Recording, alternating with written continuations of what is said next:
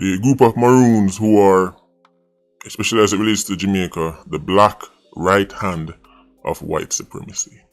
The black right hand of white supremacy in Jamaica. Sir P has some serious allegations this in a brother. And some serious conclusions you are drawing a brother. Me I go dig deep into this and give my honest assessment in a people. The man I say Chief Currie and the Kong Maroons them are the black right hand of white supremacy in Jamaica. That is a very serious allegation right there. So a serious conclusion the man come to. And why? And how did he come to this conclusion?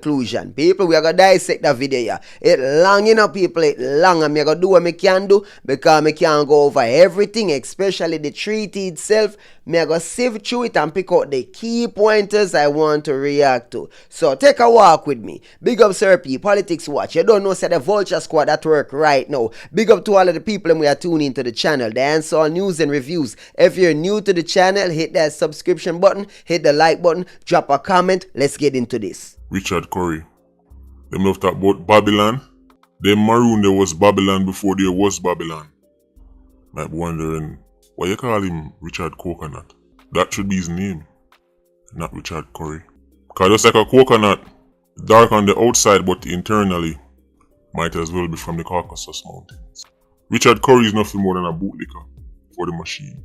And that wouldn't be a problem if he wasn't treading dangerously close to destabilizing Jamaica with his puppet tactics. See, he's not the person you should really be worried about, that the people who put the battery in their back. I'm telling you a long time, so this is a Soros puppet. Some of these things I get talked about for years, and I know when I panic when the walls are closing. Ladies and gents, listen and listen good. GS and AS, George Soros and Alexander Soros. You see, throughout the world, them people here, the foundation itself, a lot of input, a lot of hands, a lot of say, a lot of influence and power. People, when it comes to destabilizing the world, the George Soros Foundation always have a hand in it. When it comes to destabilizing America, them have a hand in it. They are the biggest donor to the Democratic Party. They back all the far left and progressive agendas in the world.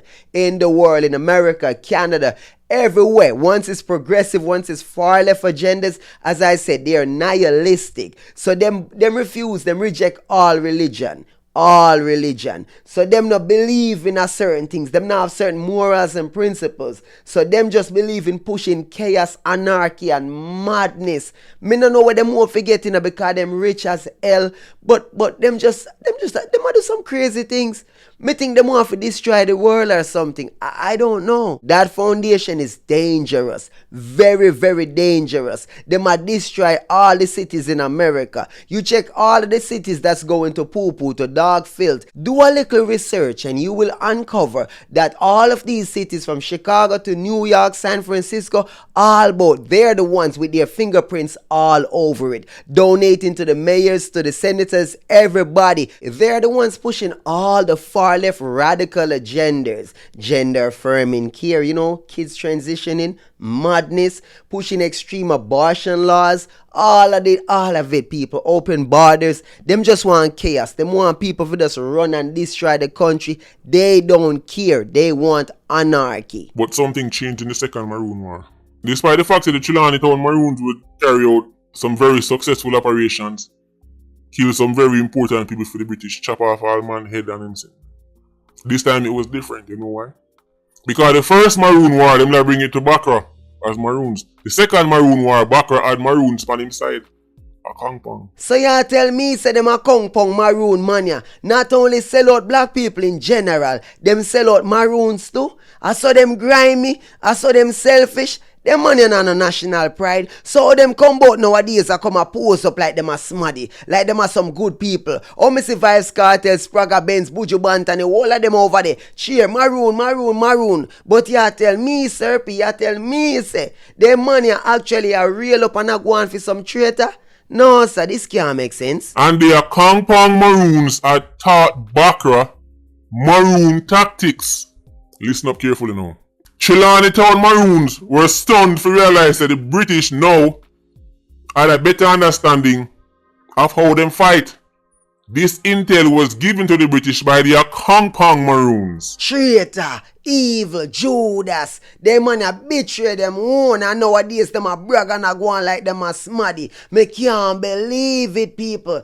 Them man are the worst of the worst. That is why me shake my head when me hear black man a talk about white man this and white man are the worst and white man. And me I say about Holland there. No black man sell black man in a slavery. So no black man teach white man how to subjugate black man.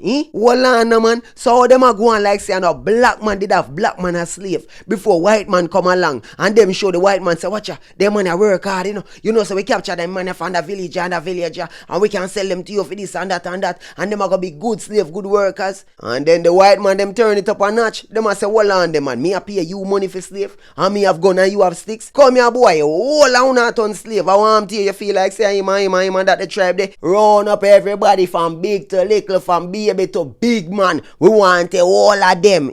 Some man, black man ever sell out black man. Me hate it something, me can't stand traitor, but that are the thing. That's why when white people and every other race hate black people, them see black people as savages. Me even blame them, Me even blame them. Come here, mates to myself and me I say, John, no. Look how black people deal with black people. Look how them kill each other.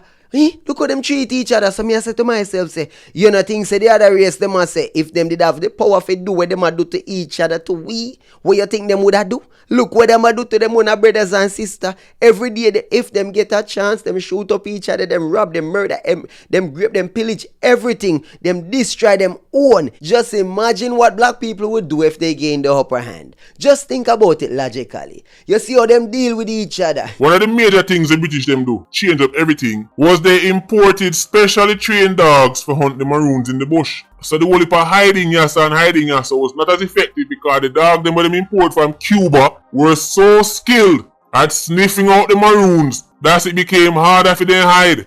And them the dog they on a dog for skin teeth with. Because not only the dog them a sniff them out, but when the dog them find them, dog name them supper. So the dogs help locate the Trelawney Town Maroons easier. Not only that, the Akong Maroons gave the British one of their biggest intel that changed up everything for how the British them fight, and it was so simple. When the Trelawney Town Maroons them a give Bakra hell in the bush, Akong Maroons them just tap Bakra up on them shoulder and say, Daddy, you don't know why it's so easy for man them pick out and attack and take with themselves when they can't respond. You don't know why it's so easy for man them getting. Your uniform! You stand out like a sore thumb. You know what a British soldier look like? Back then, you don't think you watch them old movie there and see the British them that these fancy uniforms I walk through place? I saw a man ain't gone in the bush. The man ain't gone in the bush sticking out like a sore thumb. Color bright like morning star. The thing changed. Just off the intel with the Akong man them give out. Jesus Christ, the British them gain the upper hand. Easy 1, 2, 3. And plus them, the Akong Maroon them, they on the front line a fight alongside the British them against the other Maroons them. Jesus Christ, what treachery. What treachery. All of a sudden, Bakra was not as visible as before. That information was given to them by a Akong. Even though for the little traps them with the Trelawney Town Maroon them a set, that was highly effective in the first war, Akong man them tip off the British. Don't worry yourself, I say you get on it. Because they knew the tactics. Them thing me a talk about, Black people always a sell out black people. Yard and abroad. You see all of the black men they were in a certain position where you see in America as politicians and quote unquote black activists, freedom fighters, they are frauds. They are frauds. Every single one of them are fraud, from Al Sharpton to Dr. Umari, all of them. Me see how some of them run out and defend Diddy. I'm scratching my head and I'm saying, you're defending Diddy. We see enough vile behavior with 1 or 2 years from Diddy. Why would anybody run out for defend Diddy? Why? I cannot. Why our people always do these things? I talk about the white man this and the white man that. Look what Diddy have been doing all these years to our own. Think about that. What him do to black people? Majority of the people them won't take advantage of black people, But left apart the outside. Treachery of the highest order. Despite putting up an excellent fight, the Trelawney Town squad simply couldn't overcome the mountain.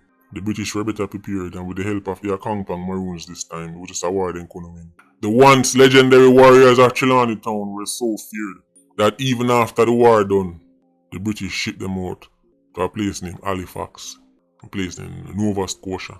That's Canada. Guy, how much you want to know this? How many of you know that Jamaica's most feared Maroons were shipped out of Jamaica? Let me tell you that part then in history lessons. So. Only a few Trelawney-town Maroons remained on the island. Some of the ones they couldn't catch, but the majority were shipped out of Jamaica. The narrative was that the Akongpong Maroons are these legendary warriors who remain to this day on the bloodline. No, that's the traitors' bloodline that remains today. Not me. I don't know nothing about Maroons. I'm learning right now. I'm in class. I'm at the front of the class right now. I'm learning because I've been wondering about these Maroons for years and I don't understand because I don't want nobody linking me and be like, yo, you're Maroon and and especially what I'm hearing now, I'm like, no sir. So the strongest, the real rebels were actually shipped out of the country to Canada where enough of them end up dead and stuff like that. Okay, so them so-called Maroons in Jamaica, them are the traitor them. Okay. The actual warrior Maroons who give Bakra the most hell were shipped away to Canada. This is historical fact. Bakra did not fear Akongpong because Akongpong was Bakra's pet. It was the Trelawney Town warriors them that was spooky. After being shipped off to Canada, many of the Maroons would suffer in the cold, enough of them take sick and dead. Imagine back then, 1 minute at Jamaica, next minute at Canada. Far away land, never feeling cold in your life. As I saw a few remaining Ironman and them bloodline, there's something about the place. But Richard Coconut, aka White Daddy's pet, would have you believe that Fiend people them are the descendants of the most hardcore group of Maroons. In reality, that group was exiled. It's the bootlickers from Akongpong who remain. The Charlestown and the Moortown and the Maroons there. For their disobedience and the fact that them never step up until the government want them step up, they were given for them own type of punishment. It was more about embarrassment, to be honest. A matter of fact, after the Second Maroon War, many Maroons had to literally kneel down and re-pledge their allegiance to the crown. This is an historical fact. This sovereign state farce is not an environmental argument, but a political and an economic one. The same corporate people from them time who know Richard Currie from them days saw an opportunity, considering his background, and play off it. Watch out now, people. I'm bouncing back and forth all over the video because I'm thinking to myself, I want to tackle certain key pointers before the video get too long. So we are going to jump back to Currie right now and learn a little bit about Currie and how he became this bushman, or what he was before he became the bushman, if he's even a bushman. You see me? Because Sir P talk it. But hold on there, one more thing. If them can get a quote-unquote sovereign state with its own laws and its own things, then they can establish what they want established. Transshipment points, etc. This is why you see him backed by local and international people. But they know this will destabilize Jamaica. Establishing a state within Jamaica after destabilize Jamaica. But there's a reason he was handpicked. They already know him from his corporate days, help game platform. The guy is a US Soros plant. Anybody who know him know this. Just another puppet like Vibes Barabbas, except theme role different. Barabbas draw them in with his influence, but it is Currie through his quote-unquote sovereign state. I have been wondering for some time now, saying to myself, is there some rare metal, some oil, gold or something found down there? Is there something down there of such value that they're holding on to it for future reference, you know, whether it's Bakra or whoever go come in and mine it or whatever the case is? I'm scratching my head because something have to be there of such value, high value, why them a hold on upon it so. But at the same time, Sir P point out say trading ports, you know, there are other possibilities, you see me, but me believe something down there still. When Richard Currie, aka Richard Coconut, first dropped on the scene, everybody jump up. See it, he's like this bush warrior fighting against the corporations, cause what they're trying to do is, you know, they get the money and then what he's doing is standing up because as a bush warrior who was grown in the bushes, you know, he's like trying to keep things nature and preserve. Guy, be quiet. Richard Currie is the definition of corporate. You can't get more corporate than Richard Currie. Matter of fact, let me give you Richard Currie's LinkedIn. Take a look on your screen. Because later in the video when I'm telling you, so the same people who work with Richard Currie, them time there, and identify say he could be a useful puppet with this whole Maroon cosplaying of Bush Warrior thing. They both know. Look on your screen there. That's Richard Currie in his corporate days. You don't see no Bushman attire there, do you? Very typical corporate guy. And of course, people go, so you're a fight against all corporate man now. Guy, listen. Don't be silly. I'm just saying the guy is cosplaying a Bush Warrior here. So when you see Richard Currie on the PNP stage, just as Marky Saxon is the leader of the PNP. So I'm telling you, a long time Richard Currie and Marky Saxon then. Long time them see him as a very useful puppet who could one day help them out. You don't say, Sir P. You don't say. Tell us more. Tell us more. I am eager to find out. Wagwan, what the link between Mark Golding and this individual Currie? I want to know because people for years have been wondering and pondering. I want to get, well, I don't want to get to the bottom of anything. You understand? We want to get to the knowledge of it. Yeah, the root of it. You see it? You would say I'm a conspiracy theorist. You would say I just wait here since Currie, quote unquote, boss, and just threw him up on the scene now. That's how like he makes two link and he just come to the conclusion to the PNPs like this. Guy, don't be silly. Look at Richard Currie's LinkedIn. Let me read it for you. I bring 12 years work experience in the finance, manufacturing, distribution, and sales industries. I don't see nothing else about digging in the bush. And of course, about a place in Mona School of Business. I tell you sir from Awahdis, Richard Currie. I call him Mr. Recruit man. I say from Awahdis, the real recruiting going on. You're a shower man, you're a power man. Right, you over there, so you can be useful as a little puppet down the road. Because you claim say you're Maroon. We have a role for you. Don't worry yourself. Is LinkedIn goes on to state, I perform duties as both external and internal auditor. By the way, that's the background Richard Currie come from. With the responsibility of overseeing and testing processes and controls, internal and external, for companies such as Royal Dutch Shell Company. You know Royal Dutch Shell Company?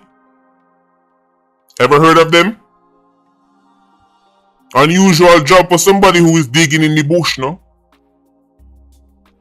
Remember this Bush Warrior who's against the corporations because the corporations are evil? That's oil, guy. Oil. By the way, those same people who have vested interest in the cockpit country. Enough of these big wigs. So makes sense enough, only. Royal Dutch. Shell gas station? Is that Shell gas station? Hold on them man. Interesting. I wonder if no oil down in the cockpit county there. I wonder if that are the reason them send him down there. If you go and control the cockpit county if you run it off as the chief. But the next one you see is Scotiabank Limited and Daring, Bunting and Golding Limited. Richard Currie used to work for Daring, Bunting and Golding. Bunting as in Peter Bunting and Golding as in Mark Golding, aka Marky Joe, aka Marky Saxon. No way, that's a coincidence, guy. Remember, I'm just a conspiracy theorist. I just wait here Richard Currie, him turn up on the scene now, I don't know, as a real bush warrior. He make us up on, he make two link and realize that, oh, well, they don't know, the PNP is like so much nice to me, so I'll just go over here. Guy, this has been in motion for years. They didn't find no new guy, them send back for them old guy. Daring, Bunting and Golding. Auditor. Bunting and Golding. Darling deal. I wonder, darling Peter, hold on. Could it be that he was the auditor back then? Was he, you know what? People, that thing you get even more corrupt, you know. Corrupt on top of corrupt, you know. How really are going here, so people? This smells away, you know. What go on here, so a long time in my Marky Mark a link. A long time in my work with Marky Mark. Scotiabank Limited and Daring, Bunting and Golding. Boy, oh boy, you can't make this stuff up, you know, people. You can't make this stuff up. That's why I tell you, say, it is very hilarious that a party we proclaim to be socialist is being led by oligarchs, being led by investment bankers, big wigs, high society. everything Daring, Bunting and Golding stand for is the antithesis of what socialists claim to them stand for, but yet still at them and lead the party. But the majority of the voters don't know that. They can't even define what a socialist is. They are listening to this video right now and say, what am I talking about? Go suck him, mama. And let the man alone. Frauds! Only in a clown society can investment bankers run a socialist party. It doesn't make sense in any country when we run off a sense, but Iron Man don't run off a sense. Nevertheless, let me stop bad man for them banking and them business and everything. They don't know already. Let's all look at YouTuber. The George Soros Foundation is an oligarch, right? And they're the ones who are actually funding all the progressive movements. So all of these progressive parties, democratic parties, far left parties, you have to understand they're the ones behind it. That I don't know. It's a crazy world we're living in. These agendas are weird to me. But nonetheless, people are participating in them for money. It's all about money. People are willing to sell out humanity, sell out all of their loved ones for pocket change or big money for some of them, you know. Goes on to state after him completing MBA, developed an interest in marketing and sales, take up role within Red Stripe. Right, that's Diageo. And by the way, if the name Diageo sounds familiar, a them own Chirac, a them and Diddy did fall out. And you see what happened to Diddy from him and them fall out? Well, I guess so. Richard Currie did that at one point. That's Mr. Anti-Corporate digging in the bush. Just a humble farmer digging in the bush. I want to you, Sir P, the man a farmer. The man a big time farmer, brother. I want to you, the man a digging at the bushes. The corporate bushes. The farming he was doing in the corporate books. You know, understand how the ball game going on. The man actually a plant and reap in the corporate business. Think about it. At the biggest bush farm the man go on with, you know. The man actually pull the biggest farming move ever. The man going at the corporate world, right? And come out to the cockpit county. Think about that. Think about that. Mahogany wood, everything we down there the man come out with. The man go in a corporate world and go plant the seeds them in there so and reap the whole cockpit county. Tell me say I the biggest farming plan that. Boy, the man know him did that do. The man plant seeds and I reap right now. The whole cockpit county, the man are the chief. Goes on to mention at one point he was offered the role as brand manager with Lascelles Wines and Spirits, with the two company flagship brands under my control, i.e. Magnum Tonic Wine and Charlie's JB Rum. Goes on to mention he later moved on to Consumer Brands Limited, authorized distributors of Procter and Gamble in Jamaica. This is one of the most glittering corporate profiles you'll ever see. Now you might say you hate the little YouTuber, but if one of you maybe a pity them come to live and talk, say you know what?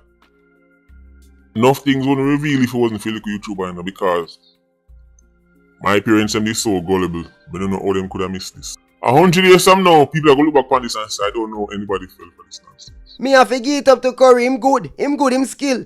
Him never have me fool, but when me a watch the news, me a say anything too good for be true, never, hey, listen to me. I don't trust it. The way them start promote the man, me a say something off. From, I swear to God, right away, but then again, him kind of look like Buju Banton to an extent. He gives me this Buju Banton thing, and from you give me that Buju Banton thing, me understand say you're darkness, cause me pre-Buju as a dark man, in a very evil dark man, you know. When me look on Buju, me say darkness, and when me look on Korea, the same darkness me see. And people, you have to understand, the man darker though so strong, that me can see through the internet, me can see through visuals. You see me, I know like me around him, and can sense him darkness, me can't see it, me no know, me have that ability to sense people darkness, and me can see them on the darkness, the aura, the cloud of darkness surround them, man. They can see it in them face, them eyes, everything about them are evil. Richard Coconut just turned up on the scene, all of a sudden BAPR, the biggest news station, biggest platforms, interview, throughout. Me see all big newspaper put out article, oh my god, check out the new Maroon. Check out the new Maroon chief, he's so cool. Have so much swag. It's like him have a swag bag. And nobody asked the questions, hold on, you mean some of Jamaica's most notorious turncoats, the chief thus all of a sudden became the most popular guy overnight? That's the power of the mainstream media, guy. They can make anybody liked. That's the power of celebrities. That's the power of DJs. And you see what happened with you when time Taylor Swift endorsed Kamala Harris? And you see how much hundreds of thousands of followers who never have done for the politics automatically go sign up? Guess where them votes there go? When you think you don't understand how this work? When you think that the masses still gonna study and research nothing? Richard Currie fool who want to be fooled. Who actually want to be fooled. And a lot of these people have dark agendas themselves. Look at L.A. Lewis, Vibes Cartel. A lot of these individuals, them have them own a reason for participating in the madness, people. And all of them cross the line. If I no money, if I no power, I pay them, I pay back something. You see the Maroon story in Ireland? Never truly been told. No people just grew up calling about the Maroons and thought they were just these legendary bush warriors who fought and defeated the British and then liberated this and go on to... Guy, let's not be silly. Guy, let's stick to the reality here. Maroons as a whole sound like some kind of great inspirational people. When in reality, there was a whole set of Maroons that were bootlicking turncoats. But nevertheless, Bakra won. Guy, let me explain something to you. When you can talk about Republic all you want and Constitution all you want, in the end, the reason why Europeans still dominate certain things and even the whole concept of white supremacy still exists is because just by the fact that you're listening to me now speak English means Bakra won. That's real chess. When even one time you're supposedly gone and no longer there, the people them you colonize still talk like you. Guy, hundreds of years ago, none of we ancestors no talk like this. Guy, the fact say your last name is what it is right now means that Bakra won. Cause that can't be your last name, guy. Whatever your last name is, Black Jamaican guy, it can't be it.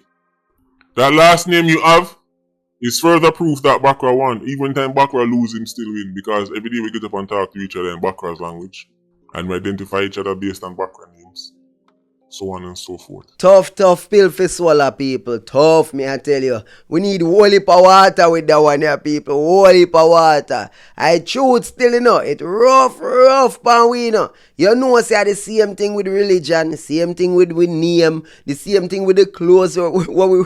we wear clothes. Remember I say we are Africans, descendants from tribes who never used to wear clothes. This is a factor of colonization. Keep talking, Sir P. I want to learn more. I do want to learn more about these Maroons and the Maroon Treaty and stuff like that. But understand this. To this day, there remains a smug attitude amongst many Maroons as they have a false sense of superiority over the quote-unquote regular slave. Where does this come from? First, you must understand that the Maroons are not a single group. Not in their thinking, not in their operations. The Akongpong faction of the Maroons, that's about the sovereign state of Akongpong. They are the most known by design. Bakra set it, so that's history. Would I make sure that them are the most glamorous, even though they are the most treacherous. And that's a good way to test things, by the way. Anything you see Bakra really fully endorsed when it comes down to black people, be wary of it. Okay, so more than one group of Maroons, check. The Akongpong Maroons are the favorite, the British them favorite, yeah, endorsed by them, treaty with them. Okay, the betrayers, the Judas of all the Maroons. Okay, check. Historically, the Akongpong faction of the Maroons were and still are the black right hand of white supremacy in Jamaica. Jamaica's #1 race traitors. But of course, they don't see it as race because they don't identify as black, they identify as maroon. They look down on other blacks. Them things say them and Bakra up on the same level, and then there's these other Negroes down at the bottom there. So of course Bakra has reminded them many times, and so it work, guy. You ain't nothing either. But no matter how much time they get run like dog, they always find themselves right back at the feet of them daddy. I say how them sleep better at night is how many Africans sleep better at night who took part in the Atlantic slave trade. Them say, well, that guy wasn't from my tribe, so it's okay, mama. Ouch! Sorry but not sorry, I see. And actually a lot of these Maroons, well, these descendants of these said Akongpong Maroons seem to be on that sorry not sorry kind of thing, because them not have no remorse. Them happy with them cockpit county. Them want all of the wealth, everything them can gain. It's all about money, money, money. It's not about pride. It's not about, nationality. It's not about race. It's all about money. And they will sell you out for the good old dollar any day of the week. So Akongpong, as you know, is where Currie claims a sovereign state. And a place where many international players try and use to sow the seeds of destabilization in Jamaica by putting battery in them back and telling them, say, yeah man, we recognize you as a sovereign state. Yeah man, no worry yourself man, you are a country within a country. Me did tell Richard Coconut say for sure we in passport. Since them people here really believe you are a sovereign state, why don't they allow you in their country with your passport? The Akongpong passport. And you can travel treatment because since them say our country. Any Jamaican leader who even entertains the idea that there is a sovereign nation within Jamaica, in my opinion, is a treacherous snake. That's why I tell Marky Saxon said, no you do. Lest your name changed to the Saxon snake. And that, my friend, is why I called it treason. Or the opposition party for dip on stage with a sovereign nation within the country. So them people they're technically outside force, occupying a space within the country, and they're actually forming a coup with the opposition party. That no make no sense. That have to be treason. And that's why Kojo, despite the fact that he was a well-known and highly rated bush warrior, never get certain ratings in an Iron Man because he was a turncoat bootlicker for White Daddy. Akongpong's mainstream fame is thanks to their eternal loyalty to Baccarat and the treaty with them signed with him. So now we shall explore the Treaty of 1739. Traitors and bootlickers. These are Akongpong Maroons who sold out everyone else for their own well-being. Well, guess our people have been waiting to hear about this treaty, so explore away. Explore away, Sir P. The treaty, Coconut claims, gives them the power to claim a sovereign state. Remember, words matter. Words matter. If people were saying, listen, this is just our part, and we think that, we just want the one thing over here, so that's not what you're claiming. He said a sovereign state. Don't be silly, guy. Low IQ Negroes walking around talking about, yeah, but what them really mean is them just want over here, so do them thing. People have been leaving Maroons to quote-unquote do them thing from what we kill Philo. However, when you start claiming sovereign state, that is a complete different thing. I dare you to go to Washington, D.C. and claim any part of it as sovereign state. I dare you to go to the United States and find any part of it from when the United Kingdom used to rule it, and anybody tell you, say, we're the treaty saying this part right there, so make we sovereign state, and then tell America, say there was a sovereign state in America and see what I'm to you. Nobody would accept this. Sovereign state means something. It don't mean just one easy and do my own thing. Sovereign state means just that, a sovereign state.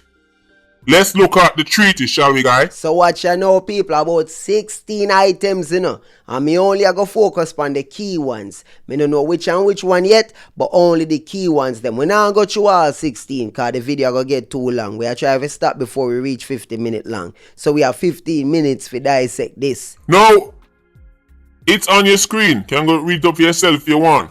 Them claims that this was a treaty of peace and friendship with the aforesaid Captain Kojo and the rest of them captain them. The Maroons were giving the British hell in this war because they had the advantage of the bush, the terrain, ambush after ambush, guerrilla tactics non-stop. When White Daddy realized that this gonna be a hell of a long fight, and him not gonna win with the physical, or at least not for now, the next thing him do It's what they've always done to black people. Outsmart them. Hey, guy, let's sit down and talk. Yeah, a treaty. Yeah, guy. Right. Yeah, man, you know. A treaty of peace and friendship. You know, because we're like friends now. Imagine when America was fighting the British for independence. The British was like, guy, I could have seen a reason or something, yeah, man. Alright, you're all going. We're going to make you hold on for New York and Philadelphia, and then we're going to hold on for them next. See? America would never accept that. Billy Joe would never accept that from Billy Joe.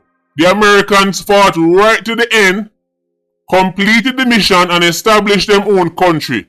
The Maroons are the upper hand, things not for them favor, and they were like, alright. We say, look out for where so? That sounds like a great deal.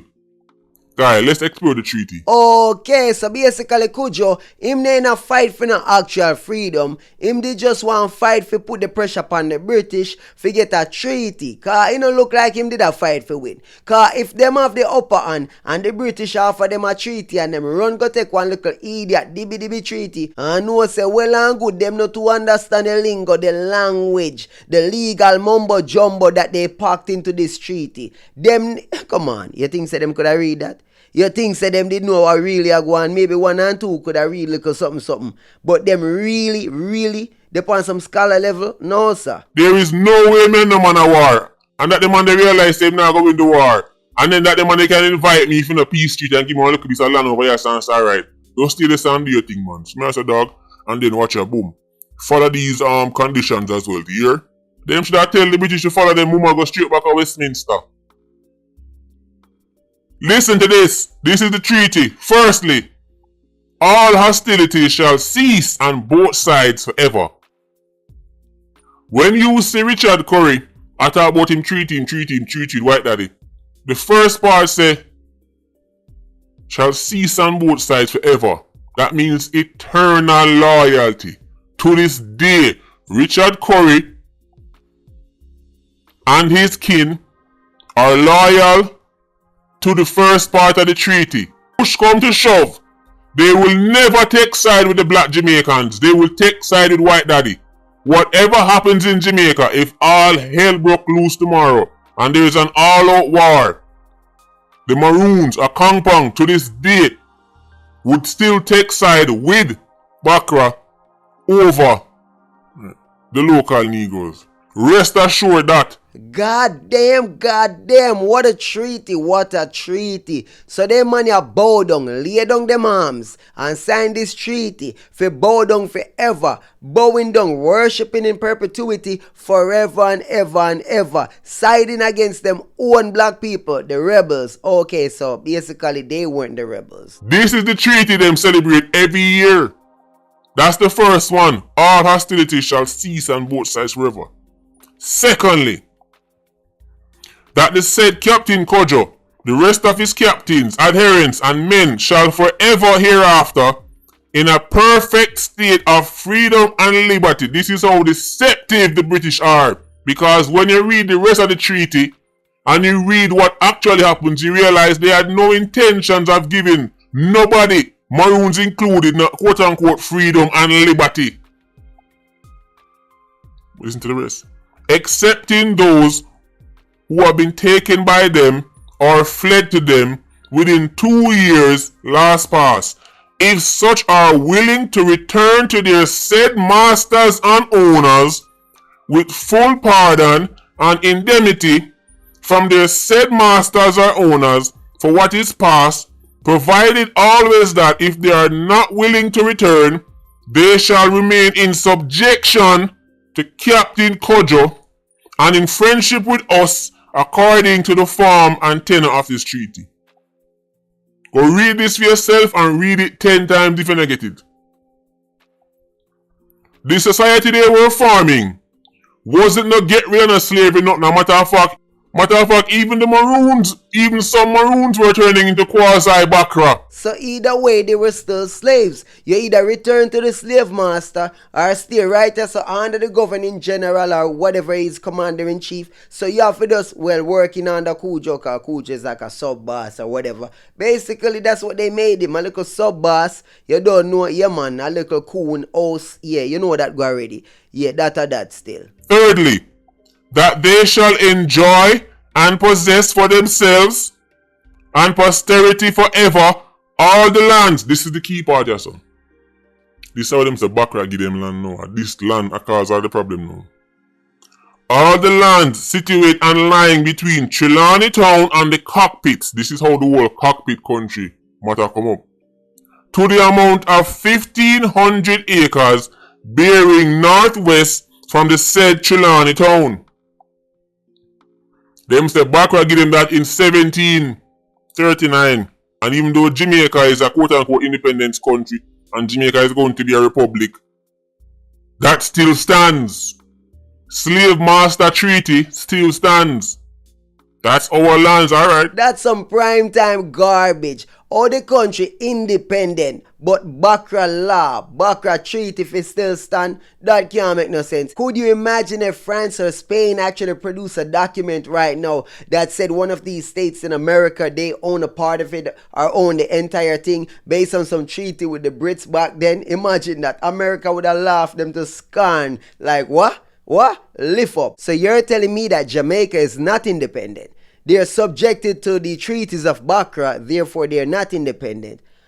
Okay. Sixthly, that the said Captain Cudjoe and his successors do use their best endeavors to take, kill, suppress, or destroy, either by themselves or jointly with any other number of men, commanded on that service by His Excellency the Governor, or Commander-in-Chief for the time being, all rebels, wheresoever they be, throughout this island, unless they submit to the same terms of accommodation granted to Captain Cudjoe and his successors. Now it get spooky. This make it clear that the Maroons were no longer the rebels, but they were actual rebels who were resisting Bakra, and the Maroons have been given clear instructions to, and I quote again, use their best endeavors to take, kill, suppress,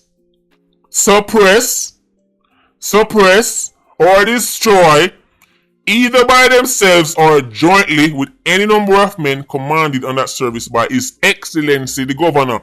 In other words, if them can't do it themselves, then Bakra would help team up with them and kill off any and all rebels wheresoever they be. Keyword rebels. That means that the Maroons were no longer the rebels. The Maroons were now the system, because the wording is clear. All rebels wheresoever they be. The rebels were the people them still on the run, still are bring the fight. One left now listen to me. Wow, people. My God. A Kong Pong Maroons them. Them not on good. Bro, una name sticky man. Una staying up man. Una Guinep. No, it ain't no look good in our curry. Oh gosh, God darn it, curry, them stain bad like curry. Therefore, it is a myth that Jamaica was just slaves and Maroons. There was a third set, rebels. Some of those rebels were ex-slaves who bring the fight to them plantations. Some of them who learn and say would not be slaves in the first place, and some of them were Maroons who were not loyal to the Maroons treaty and decided that they might go be rebels. So there was a third set. It wasn't just Maroons and slaves. They were rebels, and it was the Maroons' job to hunt the rebels. Chief Currie, you need to come talk, you know. You need to come explain them things at a week. The man a read off the treaty. The man a read out the books them. The man a tell with the history. So you have to come prove the week. Yeah, your case come make we hear your case. Because right now Sir P case strong. Ironclad right now. We need to hear what you say. What your defense? Ninthly, that if any Negroes shall hereafter run away from their masters or owners, and shall fall into Captain Cudjoe's hands, they shall immediately be sent back to the chief magistrate of the next parish where they are taken, and these that bring them are to be satisfied for their trouble, as the legislator shall appoint. It mentions the assembly granted a premium of 30 shillings for each fugitive slave returned to his owner by the Maroons. And this is beside expensive. 30 shillings. How much them say Judas did sell out Jesus for 30 pieces of silver? Well, that the number the 30 seems very symbolic. I wonder if you not realize what going on. Kojo, why you do it? Why you do it, dirty Janko? Why you do it? Oh my God, oh my days, a compound Maroons. Why did you sell out our people for 30 pieces? 30 pieces. Jesus Christ, a shilling, not even silver, not even gold. At least Judas did go for gold and silver. What you go for? Shilling. My God, 30 pieces. 30 pieces of silver, and now where is a man get 30 shillings for handing over back a slave to Bakra? That means the Negroes were escaping the plantation. Runkus and him friend them get way. So now Runkus foolishly assumes that, oh, look over there, so. No so Maroon charge you that. Runkus look on film skin and him say him dark. And him look over upon Kojo them skin and say, them dark too. Oh, that means say, well, we are one. Runkus them run gone to Kojo. Yo, my general, you know, so we just take ourselves from that Tiswood place. Beg you look a shelter, no? Kojo was like, oh, really? Yeah, man, me have something for you. Boot-licking traitors. Turncoats. Who would agree to this? Who would agree to this? This is one of the most farcical treaties you'll ever see. The fact that they are proud of this treaty and celebrate it is testament to the type of mindset them have. We're not big, no friend. If I told y'all that a lot of Jamaicans are dark, evil, and wicked, yeah, you would know it's true. It's definitely true. The average Jamaican is dark, very dark. It could be a farmer. Just think about it. A man will chop you up for your orange, a lime, a mango. Me see man abuse, force a man for eat lime because him thief some lime off of him tree. I beat one little pitney for thief some fruits off of the tree, and I'm like, bro, a hungry pitney hungry, you know. Hungry, the pitney hungry and thief some fruits. And you go abuse. Like, some of them people are truly evil, you know. Fruits, food, you abuse and treat people bad, people hungry, people thief food. I say you go some of my time. You that evil, you that wicked. That's why I say if people are beg food, yo, if you beg me food, I will give you food. I will give you food. I'm in the streets and somebody beg me food, I will buy them food. Even if I'm a last dollar, I will buy them food. Because hungry and not something if you see people are here and just say, Ray, imagine if you did hungry. Imagine if your loved ones did starve and people just walk past, you know. But then again, the world is so evil and everybody's for themselves. Tenthly, that all Negroes taken since the raising of this party by Captain Kojo's people shall immediately be returned. Maroons were the original slave catchers. Maroon was Babylon before there was Babylon. When you talk about police going on lock up youths, that's what Maroons were doing. Long before squad down on the station. At least squad down on the station and lock up sci-fi and a man broke in a woman house. Maroons were capturing black people who escaped slavery and returning them to slavery. Worse than any Babylon you can ever dream of. That's why I tell you they were the right hand of white supremacy. Bakra couldn't run Jamaica as smoothly without them help. Because all this work would have to be done by the British themselves. And there simply wasn't enough of them. This is the part of Jamaican history them covered down because it looked too bad. It's embarrassing. I never needed to read a book for know say black people sold us into slavery. Obviously, it's so obvious. Secondly, to keep us docile and hold us down. Come on, it's obvious. Black people help to keep we down. Black people sell we out. That's why enough people never want to run away. That's why enough people never fight back. Because people were selling out people. You understand? I forgot the name of the rebel who actually said, everyone who with us for put up their man. And told the people who put up their man, said the first thing you need to do, I kill the people them when I put up their man. And obviously, it makes so much sense. I name charge, but why me can't remember the name? Oh my God, it's right there now come to my brain. But in the comments, me know say someone know who me attack. Drop the name. Turncoats and bootlickers. But after the first Maroon War, the Kangpong Saxons would show there is no limit to their treachery. As the second Maroon War would start. Remember, by now the Maroons of Kangpong had fully endorsed their role as Bakra's favorite pet dog. And he would use them to sick on anybody who oppose him. Whether it want to be other Maroons who want this the program, or it want to be runaway slaves or whoever. Maroons was Babylon before there was Babylon. Original Babylon. Man, I talk about, man, a Rasta who born Babylon and you see them going on Kangpang and chill out with the original Babylon. Alright, we are cut it right here, sir. You see and hear all of that, people. If you want to watch the full video without my commentary, head over to Politics Watch, Sir P video. There's a lot of information that is left on the cutting table to my reaction, because his video is longer than my video. Film video longer than my video plus my commentary, so you know say a whole heap of things you miss out. Me can't put in everything, cause me have to add some commentary, and if me put in everything we input, a video gonna be like 2 hours long. A movie settings that. And I just wanted to react to some of the key elements, you know that already. So big up on yourself, all of the viewers, them drop some comments, hit the like button, subscribe to the channel. The captain of the Vulture Squad, I talk to no blessings and respect.